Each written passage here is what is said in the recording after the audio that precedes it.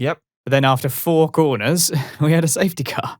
We did. So I've got noted down here because this time during the race I did make some notes. Thank you very much. I thought Max had a good start, but then lost power when he went into 4th, which was it just went backwards. Such a good start, and then his car just like it was almost like he was braking. That's how many cars overtook him going into that turn 1. Dropped a handful of places and just put him in front of Kimi and Gasly, and obviously Kimi and Gasly came together and then collected Max on the way through. So Max was just a passenger in that incident. And then Gasly, who won last week's race, was now out of the race. Max Verstappen and Gasly, DNF, turn 2.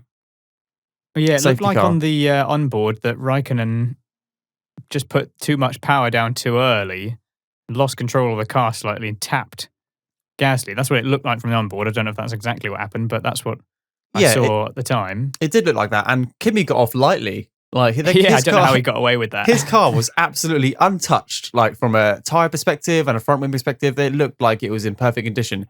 Whereas Gasly, it just ruined his race. Raikkonen had a bit of an adventure today, actually, because obviously he managed to escape all of those incidents.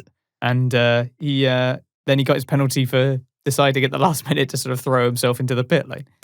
I know. I need to look back on that, actually. Not the actual race, but I'm sure I've seen drivers do that before. I've seen Mercedes drivers do that before, and now I have in recent years, and I don't know if that's been followed up with the same penalty. So something I'm interested to look at. If I do find anything, I'll pop it down on our YouTube comments, or I'll mention it on Twitter if you're interested in finding out.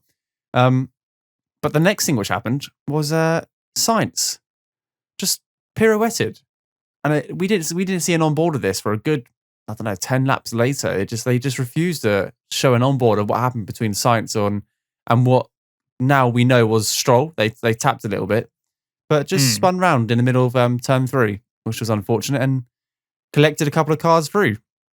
He was battling. There, and obviously just maybe a tiny bit of contact. I couldn't see all of it. Like you said, it wasn't really shown very clearly. No, not at all. For whatever reason, just lost it and went round.